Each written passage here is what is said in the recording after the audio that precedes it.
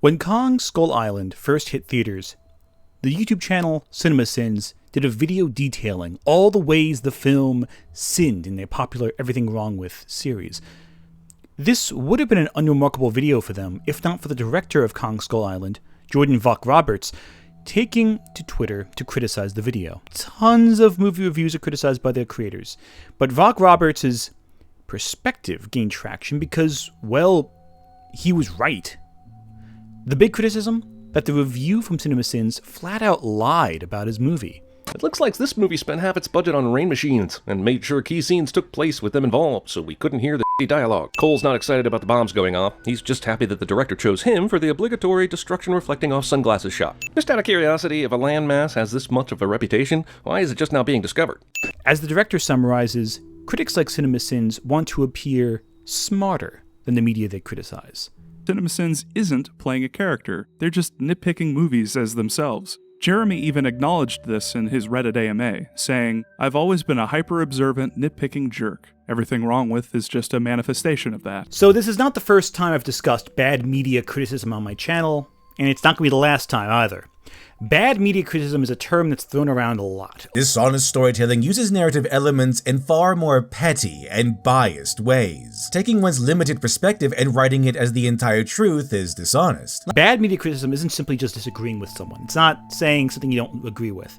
It's when the criticism itself seems to fundamentally misinterpret the piece of media being discussed, even when it's supposedly going through a scene frame by frame by frame. A peach! Yeah. Princess Peach! Yeah. Give it her pants! Yeah. Now, bad media criticism exists everywhere. YouTube is not unique in this regard. Part of the reason I made the jump to YouTube over written media was due to wanting to distance myself from several hot takes in media publishing designed to draw hate clicks. And if I'm going to draw criticism, it's going to be because I said something ridiculous. I don't want to be associated with someone else's bad media takes. I want to be associated with my own. So apparently Anthony Gramuglia was uber triggered by the most 3 devastating sentences he's ever heard. Peter Parker isn't gay. There's 60 plus years of comics proving this. Stop ruining characters by playing politics. So, like a typical precious snowflake, Anthony penned a 1,400 word rant just to call me a homophobe. So if I screw up on my own terms. However, there's a danger to YouTube. Even though it's the independent channel and you're not being linked to a greater company or organization, bad media takes take up a lot of attention, they draw a lot of clicks, they draw a lot of anger, and some channels feed on that rage. They feed on the anger drawn by a certain audience, and that draws more attention. And the algorithm rewards bad takes and bad faith criticism. But unlike all of those previous failures, this one tries to have a woke plot twist. She's not the mother of the savior, she's actually the savior herself. Yeah, I felt nothing at this reveal. The more outrageous, the better. And to try to pin the fact that mutants are minorities as proof that it's social justice is both intellectually lazy and dishonest. Now, negative reviews have always done this to an extent. There's a sort of joy some people get feeling like they're better than the movie, that they've beaten the movie, that they've outsmarted it. This isn't new. Some of Roger Ebert's best reviews are the ones where he tears into a film. I hated this movie. Hated this movie. Hated it. Hated every simpering, stupid, vacant, audience-insulting moment of it. There's a whole book of these. But there's a difference between writing an honest review, giving your thoughts, and approaching each and every film with the intention of criticizing it. And more than criticizing it, mocking it. Kind of a forgettable show. Look, acting was great. Cinematography was great. The writing was good. But it was a lot of little things. I mean, when we saw the camera in the previous episode, there were like screws in the wall. This isn't like Mystery Science Theater 3000 riffs, all right? In those you laugh with both, the hosts and the film itself. There. Sure glad I don't look stupid in this. This is the kind of media criticism that approaches each film as a puzzle. How is this media bad?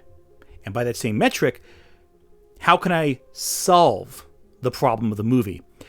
Rather than take the film on its own terms, you come in knowing your goal, to tear it apart. Pushing identity politics, and the message. They done woke it up! Some famous critical reviews have forced you to reevaluate a film. Mel Brooks' comments on Life is Beautiful, a film that implies you can laugh through the darkest times, even genocide, forced a lot of people to reevaluate this award-winning film. Chinua Achebe's famous criticisms of Heart of Darkness rewrote academic textbooks for decades and led to the creation of Achebe's counterpart to Hearts of Darkness, Things Fall Apart. But one thing both of these criticisms have in common: they address the themes and ideas of the work. When referencing specifics, it's in order to bolster the argument that the themes are fundamentally wrong. Patrick Willems made a video a while back on plot holes that garnered a lot of negativity at the time, mainly from people who argued that holes in logic and plot were essential to criticize. You had to focus on them, and to an extent that makes sense, right? The plot is the story, right? No one seems to actually know what a plot hole is. And all those plot holes people complain about, they don't actually matter. By criticizing plot holes, we'd understand some deeper truth about storytelling, right? A plot hole is a point in which a story breaks a previously established rule about its own universe. So here's what are not plot holes. These critics seem to believe that by understanding the technical flow of a plot, that you'll understand all the components of storytelling. I disagree. The way a film makes you feel is more important than the plot as written on a plot summary, right? There are more components to a film and its story than just the plot. That is the written events as they occur. A lot more happens beyond the plot.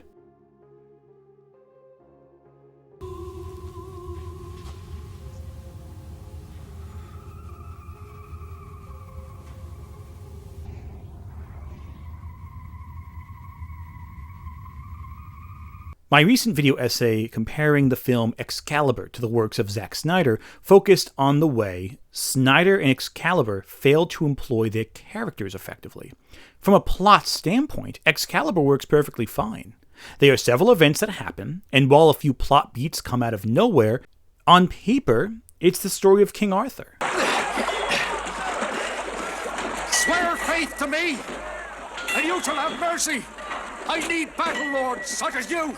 What the film faltered in was characterization and how it rushed through its themes. But on the other hand, dismissing the film's stunning visuals and music in order to focus on just the plot and how the plot flows is a huge disservice to Excalibur. The plot is easy to talk about. You don't need to study cinematography to get it. It's also the easiest thing to lie about, because frankly, most people do not follow every component of the plot as it unfolds before them. For the sake of argument, consider Blade Runner, one of the essential sci-fi films of the 80s. The film is on paper about a police officer, Deckard, a Blade Runner, hunting down rogue androids, known as replicants, from space. He finds them, exterminates them, and then runs away with a woman he is infatuated with who also happens to be a replicant. On paper, this sounds unremarkable, cliché almost. So much of this story is told, however, through subtle means outside of the main plot. For one, Deckard always looks miserable. Hunting replicants is never shown to be exciting or thrilling. One replicant runs from Deckard before being gunned down. The final replicant, Batty, chases Deckard across the city and ultimately saves him before talking about the nature of life and passing away. I've seen things you people wouldn't believe. We're shown these dark, crowded streets promoting life on the off-world colonies. We're seeing an overpopulated city and the promise of somewhere better. We learn also that these colonies are being built primarily through the slave labor of the replicants, who are given only 4 years to live. And many replicants are so human that it's almost impossible to tell them apart without exact tests. And some of these replicants don't even realize that they're human. She doesn't know. She's beginning to suspect, I think. Suspect? How can it not know what it is? Commerce. A blanket plot summary would overlook these key details of the film. That's why there's more to a film than its plot. Quite an experience to live in fear, isn't it? That's what it is to be a slave. Now, I'm not here to talk about Blade Runner today, but I can if you ask me to. The point of this little exercise is to highlight how little some people engage with media outside of the plot. In fact, studios realized that audiences might not pick up on any of this. Any of the story, all this stuff beyond the plot, they wouldn't pick up on. That's why they forced Ridley Scott to make Harrison Ford spell out the subtext to audiences in one of the most widely criticized elements of the theatrical cut of Blade Runner. Recreational facility. They don't advertise for killers in a newspaper. Harrison Ford's bored, exhausted narration where he just tells you what's happening in front of you. I'd quit because I'd had a belly full of killing, but then I'd rather be a killer than a victim. And that's exactly what Bryant's threat about little people meant. This is widely seen as a big mistake. That being said, some bad media critics might need this. They might not get the plot otherwise, unless it's spelled out to them by a bored Harrison Ford dragged back at 4 o'clock in the morning to read a script. Just out of curiosity, if a landmass has this much of a reputation, why is it just now being discovered? Because if, let's say they might just shout plot hole whenever... Here's an example of a plot hole in Blade Runner. During Batty's final speech to Deckard, he mentions, going to Orion, which is a star system deep in space. Way longer than the 4 years lifespan could ever allow you to travel. Attack ships on fire off the shoulder of Orion. Now, some might argue that's a technical plot hole. I argue it doesn't matter, because the focus on that scene is to show that Batty has seen things, and all these moments will be lost in time, like tears in rain. And that's compelling. The emotion is compelling. The technical details, who cares? The idea is that Batty has seen things, these things matter, and that in a few minutes, it'll be forgotten. The themes are more powerful than the technical elements of the plot. But if you approached every film like a CinemaSins ticker, then you'd say, oh, plot hole, this movie's bad. Like, who cares? Doesn't matter. Doesn't affect your enjoyment. I don't know why he saved my life. Maybe in those last moments he loved life more than he ever had before. Part of the reason why the question if Deckard is a replicant annoys me is because people get caught up in the technicalities and not the why. The question being unanswered is so important because it forces audiences to question human nature. As they say in the film, it's too bad she won't live. But then again, who does? Now that question is more profound than an hour-long fan theory video breaking down the evidence for this theory. The theory is told in brushstrokes on a canvas, not a chart. It's impressionistic, not concrete. The thing is with bad media criticism, the ultimate point is to keep you engaged.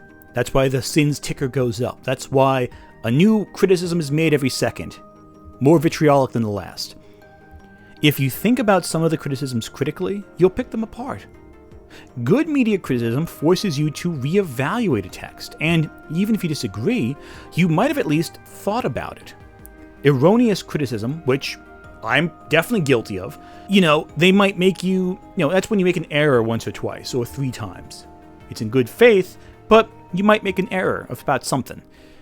Even then, that still forces you to go, hey, wait a second, that's wrong. And then the critic, if they're being in good faith, will go, oh, you're right, I am wrong, I apologize. Or to some extent, to revise their argument. That's good faith criticism.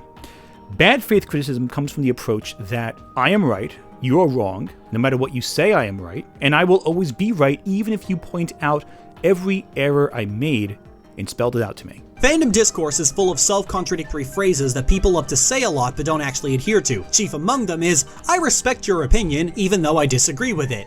This is an oxymoron. That is the key difference. The refusal to accept when you are wrong. If you're negative, you're gonna have the screeching of 1,000 illiterate fucksticks descend upon you like a horde of sweaty, unwashed, transphobic bats. And the insistence on doubling down when you are wrong. Sorry, did you want to get immersed in our world? Yeah, well, guess what? Fucking pronouns! Bad media criticism's ultimate goal, though, is to supplant the original media in your mind. And the way they do that is by sometimes just making shit up. Characters as powerful as Dream, or as supposedly perfect as Superman, are well liked and aren't usually considered Mary Sue's, is because the plot doesn't treat them as such. If a fresh-faced farm boy who's never even seen a sword suddenly picks one up, and without any kind of outside divine or supernatural aid, defeats a war veteran of 15 years in single combat, you likely just witnessed a Mary Sue moment. Trained my entire life to master my senses. Where did you train? On a farm? Plot doesn't treat them as such. They'll either misrepresent scenes, omit key details to make their point land better, or in some cases, lie. So this is pretty wild. In spite of mostly positive reviews from both sides of the culture war, Disney's X-Men 97 appears to be a complete flop in terms of viewership. And don't worry, we're going to go into a couple examples of that soon enough. But the question you might have is, why would they do that? You really think someone would do that?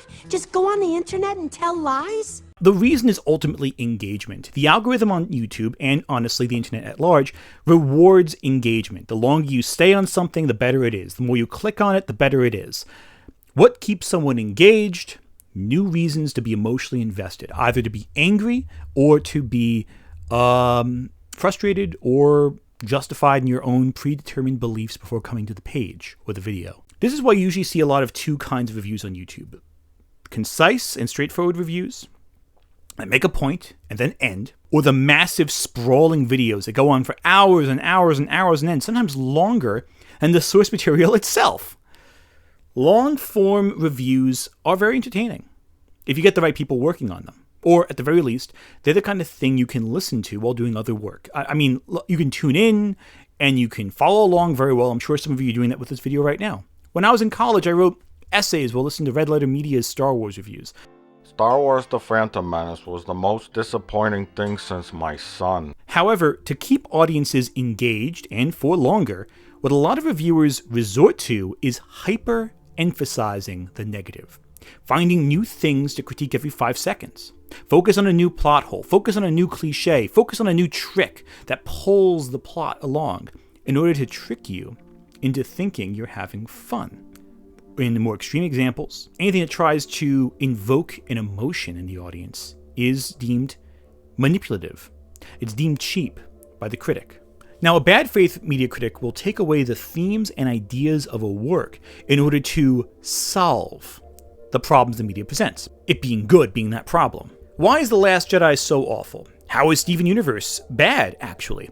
How is Sherlock bad, actually? Oh wait, that actually was a good video, actually. Why is Totally Spies just 99 DeviantArt fetishes? Okay, well that's actually just not a video on YouTube, I think, but it should be. I'm done dodging around the point, though. What are some examples of bad media criticism? Let's start with the Mary Sue criticism. One of the more widely used ones. Every female character is stamped with this moniker, from Captain Marvel to Rey Skywalker, and does this always apply? Luke Skywalker stands as a good character, and why Rey stands as a lifeless, blatant Mary Sue. Yeah, well, you know, that's just like, your opinion, man. I don't know, maybe. I mean, what's a Mary Sue anyway? The origins of the term date back to the Star Trek fandom, as a parody of the self-insert characters who are just good at everything they do, and everyone loves them, and they're just fantastic, they can do no wrong, and they're just better than everyone else. Making fun of pure wish fulfillment. Now, what separates a true Mary Sue from, say, your Luke Skywalkers or other heroes is the lack of struggle. Pushed onto us under the thin veneer of homage, the stories of Rey and Luke Skywalker make a fairly easy side-by-side comparison. Everything should just come to the character naturally being able to do everything without needing to grow or develop. They start at a point of perfect skill level and never need to improve. And outside of skill level, they also just have perfect relationships with everyone. Which means Rey and Luke are both expected to begin their journey as relatively normal people, discounting legendary fathers, ancient prophecies, etc. Let's look at a few common criticisms of Rey to see why people think she's a Mary Sue. Luke Skywalker is introduced with a particular set of skills such as general knowledge on droids, how to drive, and how to use weaponry. Now, how does he know these things? Believe it or not, the movie doesn't need to tell us directly. It is a movie after all. It can show us things, and we, as the audience, can make logical connections. actions. Rey doesn't have anything for the audience to connect with. Instead, the movie decides to focus on how alone she is. In fact, you could say that she's almost like a human version of Pixar's WALL-E, without the humanity. Luke was taught farming skills by his uncle because his uncle was a farmer. The movie spends a decent amount of time establishing this fact, while Rey can scavenge and survive alone on the desert home planet because she's just awesome. So one big criticism of Rey is that she seems to be good at everything. She never loses a fight, she knows the Millennium Falcon better than Han does, can do the Force without training. So let's break a couple of these down. 3 different systems. What'd you do? I bypassed the compressor. The easiest scene to discuss is the scene where Rey fixes the Falcon's hyperdrive. Rey fixing the Millennium Falcon better than Han Solo, its former owner. The usual defense for this is that Rey is a scavenger and lives alone, and can therefore fix things like a trained mechanic, but we don't know this for sure. Most bad faith criticisms ignore the fact that she was aware of the modifications made to the Falcon, since Han had it. Some moof milker put a compressor on the ignition line. Uncle plucked it. I thought it was a mistake too. Puts too much stress on the hyperdrive. And during a key scene, bypasses a modification made after Han lost the Falcon that made the Falcon function worse. I bypassed the compressor. And once more, the movie had the perfect opportunity for a setup and missed it entirely. Some moof milker put a compressor on the ignition line. But we don't know this for sure. That's all information she's seen firsthand, so naturally she knows this. Rey is introduced with unexplained expert fighting skills, technical skills, and magical expert level piloting skills despite only dabbling. Still no sign of a mentor, and she uses all these skills to save the day. As for fighting, well, Rey grew up on a desert world where scavengers fight for scraps. We even see her fighting in the background of a scene, demonstrating her lived experience before she demonstrates it in a fight. What lived experience does Luke Skywalker have fighting? Where did you train? On a farm? He's plays with toys all his life. A scavenger, without the benefit of Finn's decades of military-level training, has no sign of a mentor and is completely self-taught. How does she fare against Kylo Ren, who, if you recall, has been trained by not one, but 2 legendary mentors? So let's count the times Rey wins a fight on her own without any help. Now, we're going to ignore any stormtrooper fights because, honestly, who in Star Wars can't just fight through stormtroopers? It's redundant to discuss that. So her first major fight is in The Force Awakens, where she fights Kylo Ren, and she's beaten in 5 seconds and then gets kidnapped. Later she fights Kylo Ren again, and Kylo Ren at this point has had a hole blasted in him by Chewie and just fought Finn. And that fight ends with the planet breaking apart beneath them after Rey lands 1 hit.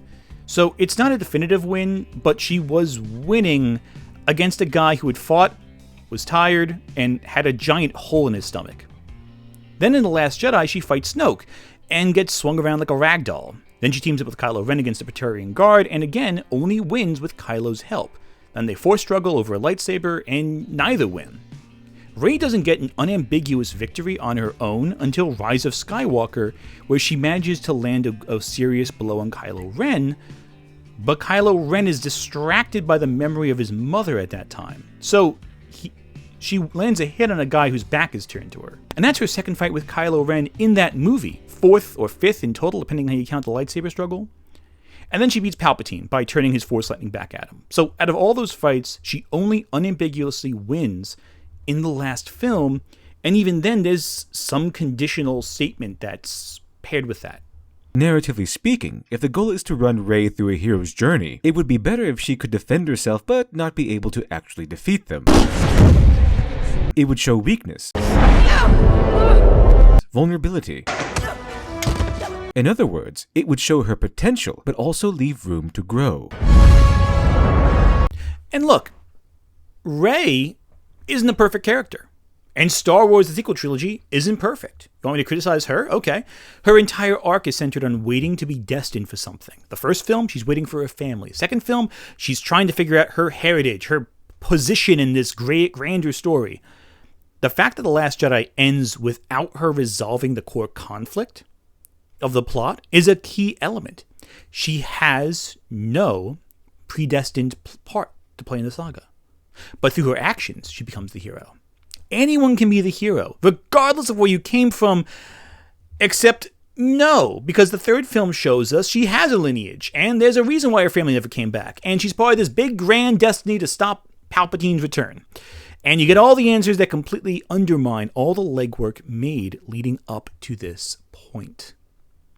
There are genuine issues with the sequel trilogy. Why was Finn set up to be a Jedi and then there's no payoff? Why does The Rise of Skywalker completely veer off track of the story that the prior two films set up?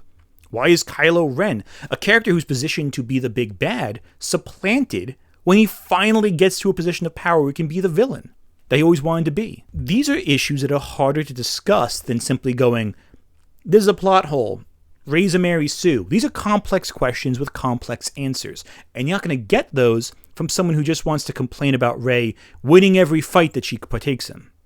Honest criticism requires honest thought, and that doesn't always culminate in a dopamine hit to the audience. It takes longer. People are going to lose interest if you have to set up the elements of a discussion about themes and dive into complex ideas.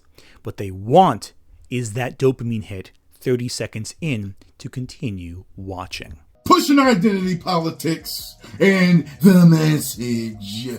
They done woke it up! A big thing with a lot of these bad movie critics appears to be honesty. To summarize, social justice stories are little more than infantile revenge fantasies where the writers value power over heroism and covet self-validation rather than truthful discussion. You motherfuckers ain't special and you're raging hypocrites. And while that may be a little bit of my opinion, what isn't my opinion is that some of you are just flat out lying. Ultimately, what we're dealing with here is people who hate being told they're wrong and whose opinions are so underdeveloped that they can't defend them when put to the task. And you know what? Tough shit. They constantly emphasize objective opinions with reality. The movies aren't bad because you didn't connect with them. No, they're just communicating ideas that are antithetical to your beliefs. Oh, and the tangents. These guys love to go on tangents that have nothing to do with their core thesis, never connects to their ideas, and ultimately don't even make sense on their own when you circle back and go, okay, what did you actually say, and how does that connect with your core ideas? The reason for this is that they ramble a lot, and they say tons of buzzwords. They'll make you think that somehow what they said is more sophisticated than it actually was. And they never speak plainly, because if they spoke plainly about their ideas, you would realize how superficial their ideas are. The faux intellectualism. In fact, if they ramble on enough, you might even forget what the thesis of their argument was. So that way, they can just shift the goalposts a little. If they throw enough at you with new information every second, you might even think they have a point. Until you pause the video and think about what they actually said and realize, oh, it's all nonsense, actually. Another common tactic is the idea of a central boogeyman. They always harp on one particular person, usually a woman, and then criticize them. Kathleen Kennedy, Brie Larson, Anita Sarkeesian. These women become the people stealing away your media. These SJWs just want credit for something and excuses for continuing to ruin characters in books that they don't even read. A face to the blame. And if they take quotes out of context, even better. He even admits that any sort of portrayal in terms of Magneto being Malcolm and Professor X being like MLK was something that was done unconsciously. He literally says that himself. The reason being is that it's easier to get mad at an individual, to say this one person is responsible for all the problems you're seeing, rather than tackle abstract ideas like a philosophy. Also, whenever the video essayist loses track of their point, they can just point to a picture of their target and say, that's the person who's at fault. 5 years ago, I made a big video on Steven Universe and haven't stopped having a migraine since. They raise the anger levels again, and you're blinded to any faults or holes in their argument. The cycle continues again. And that's why you get angry reviews for every trailer, press release, and eventually release whenever anything science fiction or fantasy comes out. The reviewer wants to hit that knee-jerk reaction as fast as possible, even if they have to eat their own words later.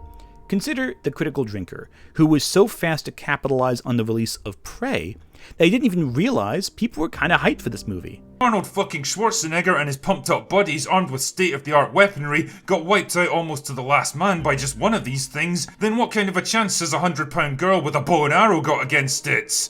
And then the movie was pretty good. The moment he saw this, all the old videos he made about Prey were changed. Titles, thumbnails altered to appear more neutral. Also, I'd like to point out that no hunter-gatherer society of that time period would have tolerated this kind of bullshit from one of their own. Those ideas would have been literally beaten out of her. This is 21st century Hollywood's idea of what nomadic hunter tribes acted like. So strong female character takes her suspiciously domesticated pet dog. And you know what? Good. Cool. At least that's better than a ton of grifters who don't hide their shameless grifting on every news story. You know, at least he had the self-awareness to go, okay, this is an unpopular take, let me change it slightly. Most don't. Most are shameless in their approach. Most are very superficial in their approach. When reports came out that X-Men 97 was Disney's third most watched original program to debut on Disney+, grifters were fast to call X-Men 97 a flop. Which, yeah, flops don't get greenlit for a third season before the end of season 1, and don't get reported in Variety for having 3.5 million viewers in the final episode, rising in rank with each subsequent episode. I mean, these people do hate you. If you look at Bo DeMeo, the guy who's the showrunner for the show, he is a person who just really, really wants to tear down this society, put his global homo agenda into everything, and then you better eat it up, consumer, or you're a bigot. The other common tactic from grifters? The past is perfect. There is a big difference between older Stan Lee Marvel and new corporate-approved Marvel sanitized for a modern audience. Peach has been an established character where she has been a delicate princess for a very long time. There's 60 plus years of comics proving this. Stop ruining characters by playing politics. But the right-wing grifters, easy pickings. Simple, basic. I want to show you that I'm not just letting my political bias show. So let's start talking about Anita Sarkeesian in Lily Orchard. You know what I do like, though? Old shit. Anita Sarkeesian was for years the boogeyman of the internet, releasing fairly mediocre video essays analyzing video games from a feminist perspective. And while her videos do have faults, I don't think it's a good idea to necessarily label them all as bad faith media criticisms. Poorly crafted, yes, but from the perspective of someone with minimal experience playing games, it's not necessarily bad faith. A lot of her errors come from someone who just isn't experienced with the medium, doesn't know the experience of female gamers, etc. But they are some bad faith criticisms within Anita Sarkeesian's greater lens that I feel a lot of people, especially on the left, refuse to engage with, primarily because she was a target of so much harassment. But enough time's passed, we can actually look at some of her bad faith arguments and address them as bad faith. Take two things into account: her restrictive lens of feminism and her tendency to manipulate the game mechanics to prove a point. The latter point is easier to prove first, so we'll start there. Once a person is reduced to the status of objecthood, violence against that object becomes intrinsically permitted. In Hitman, she constantly implies the games encourage players to commit acts of violence in areas where you can voyeur on models. Players are then invited to explore and exploit those situations during their playthrough. But doing this is actually counter to the game's mechanics. The game punishes you for making too much of a scene. The player cannot help but treat these female bodies as things to be acted upon, because they were designed, constructed, and placed in the environment for that singular purpose. So wanton violence and wasting your time is not to your benefit. Players are meant to derive a perverse pleasure from desecrating the bodies of unsuspecting virtual female characters. You can do it, but you can do a lot of things in video games. You can have Mario try to give Koopas little forehead kisses in every Mario game, but that doesn't mean it'll end well for you. The problem is, though, that Anita conflates being able to do a thing in a game with the game encouraging you to do said thing. Once a person is reduced to the status of objecthood, violence against that object becomes intrinsically permitted. There's a common theme in her video essays, but I find that less disturbing than how her specific brand of feminism impacts her criticisms. You see, what a lot of people don't realize is that feminism isn't a singular philosophy, especially if you've listened to right-wing grifters all your life. Feminism is actually an umbrella term that applies to multiple different subsets of philosophy. Many people know about fourth wave, third wave feminism. These occur because over time, people's perspectives on gender rights issues and etc. have shifted as new information becomes available and new discussions arise. It's responding to an ever-changing, progressive world. Gender identity has become a huge part of discussion, and this goes beyond simply just what gender you're assigned at birth. Gender expression is a huge point as well. with several feminists in disagreement on whether women need to embrace or reject traditional feminine presentation, or if it's the individual's choice, that the person can choose how to express their own gender however they see fit. In case it's not obvious, I believe in that last point, that people should be able to express their gender however they see fit. And so a lot of Anita Sarkeesian's arguments, which are rooted in this discussion of conforming or rejecting traditional femininity, I find very troubling. Anita, in a lot of her videos, subscribes to a very particular form of feminism, one where pacifism, beauty, and intelligence are key distinguishing features. But she also regards anything assigned with traditional female presentation, like dresses or fluffy bows, to be negative, to be stereotypical, to be cliché. Thankfully, the game doesn't resort to clear gendered signifiers like a pink outfit or a pretty bow in her hair, nor does it present her gender as some kind of surprise twist like we see in the original Metroid. In both visual design and writing, Sword and Sorcery is subtle about asserting the Scythian's gender. As a result, she creates a particular box for which things can be valid in her eyes as female rep, or invalid if it falls outside that box. Unlike the deaths of so many female characters in games which serve the purpose of fueling the development of male characters, the Scythian's death is tragic because her life had intrinsic value. This means a ton of beloved characters are arbitrarily criticized for falling outside her particular parameters, especially Nintendo characters like Princess Peach, Princess Zelda, and even Samus Aran. Consequently, the trope robs women in peril from the opportunity of being the architects of their own escape, and therefore prevents them from becoming archetypal heroes themselves. Disguised as Sheik, she is a helpful and active participant in the adventure, transforms back into her more stereotypically feminine form of Princess Zelda. She's captured within 3 minutes. Her rescue then becomes central to the end of Link's quest. Once in a while, she might be given the opportunity to have a slightly more active role in facilitating the hero's quest, typically by opening doors, giving hints, power-ups, and other helpful items. Which is frankly the same thing a lot of right-wing grifters do with their arguments, that they have a very specific box as to what they deem acceptable, and if it falls outside that box, it is seen as bad. The only difference is Anita is doing this from a leftist perspective, where the right-wing grifters are doing it from a right-wing perspective. But it's the same problem, it's the same faulty argument, just applied through different political lenses. And the end result is the same.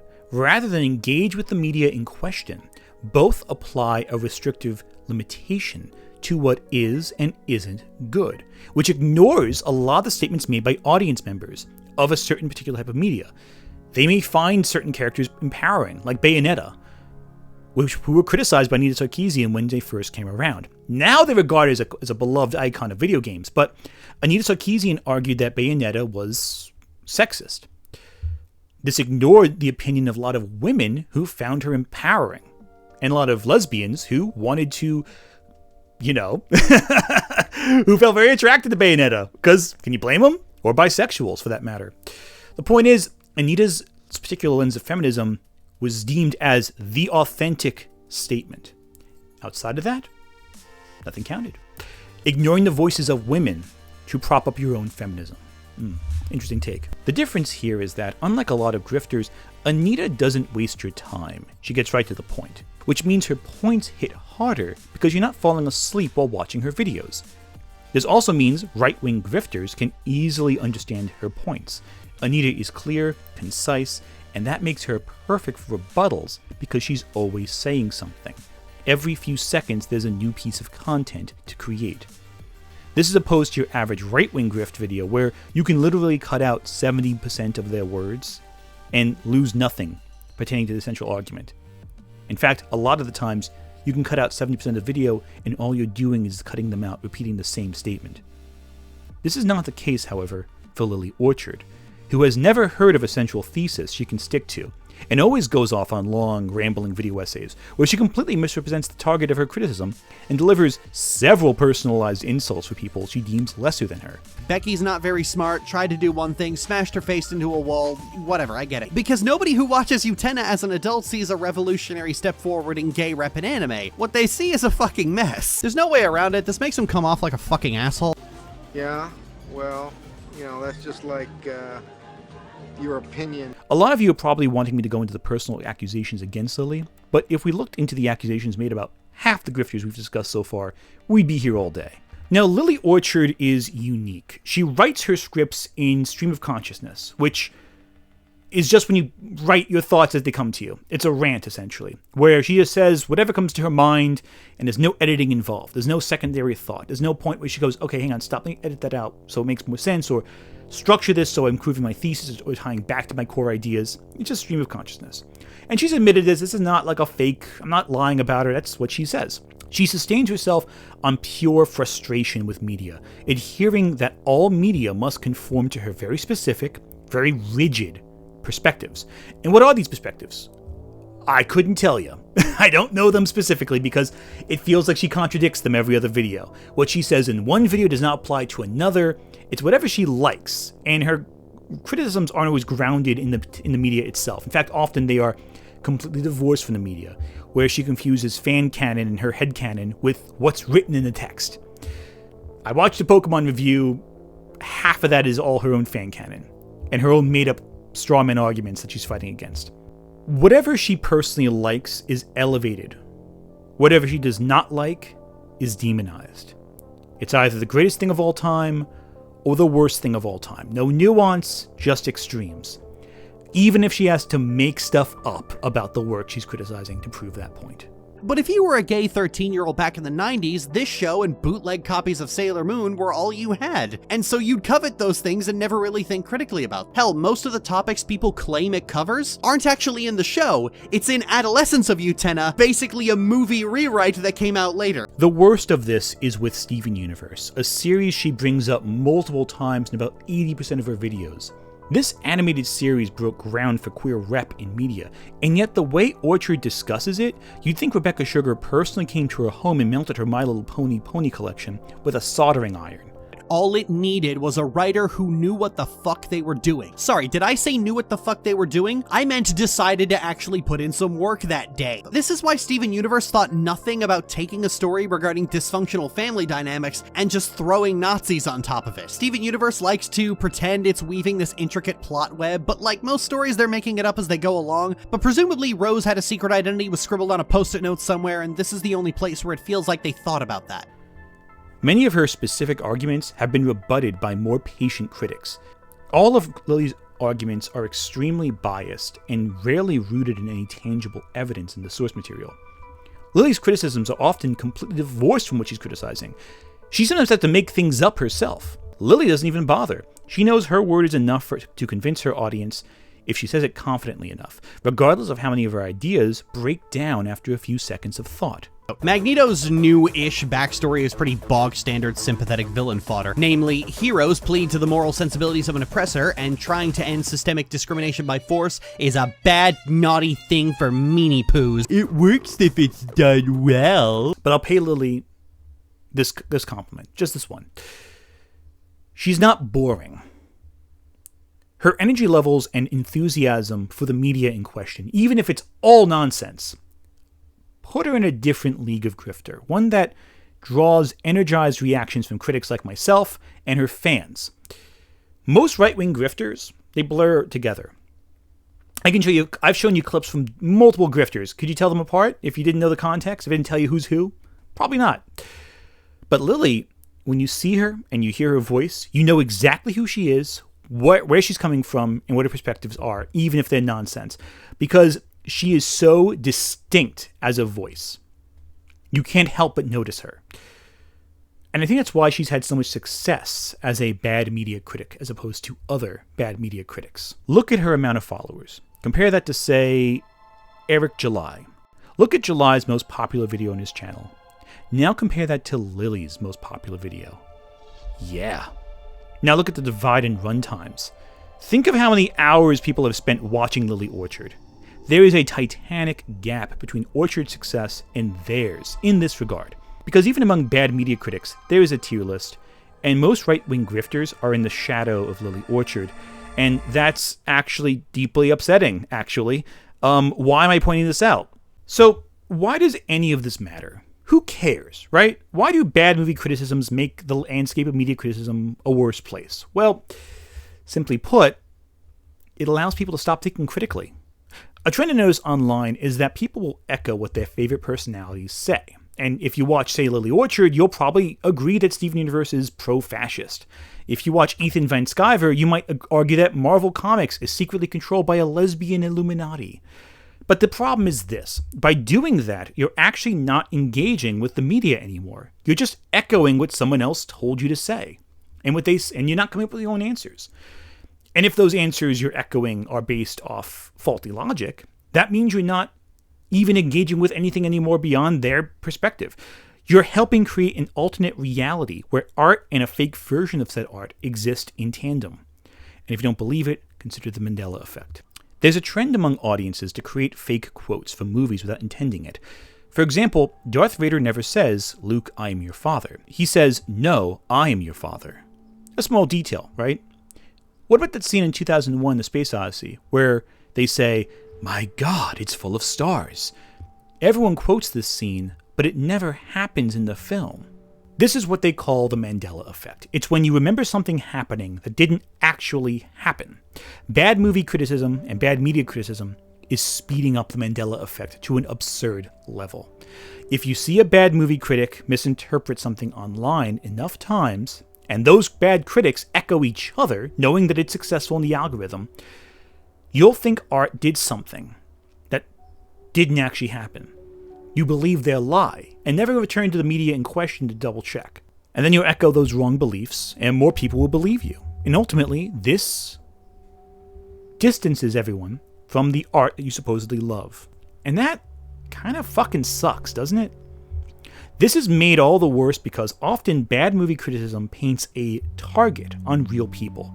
Spreading lies about a movie is one thing. Slandering a person, a real person, and blaming them for perceived faults that don't actually exist or are highly exaggerated, that's far worse. I ultimately don't care if you like or dislike The Last Jedi. I won't lose sleep over it. But you know who will lose sleep over your harassment campaigns? The actors involved with the film. The crew who have been targeted for harassment. That's screwed up, man. Especially when bad movie criticism is combined with conspiracy theory paranoia, where you blame Daisy Ridley or Kelly Marie Tran for some greater evil in the film industry. And you target them, and you harass them. That's just cruel, man. The danger with bad media criticism is that eventually it bleeds into real-life conspiracy theories, which can hurt actual people. It's all part of the greater pipeline that exists on the internet. The paranoia, the clicking on videos that you agree with, and getting more extreme stuff, and more extreme stuff, and more extreme stuff, until you're no longer living in reality. You're living in a divorced existence outside of the real world that everyone else lives in. You create a less safe place for your peers. But there is some good news, though. There's a cure for all this. And you want to hear the cure? You want to hear the cure? I'll tell you right now the cure. Watch the movies you're complaining about and come up with your own ideas. Sounds easy, right? Then start thinking for yourself for once.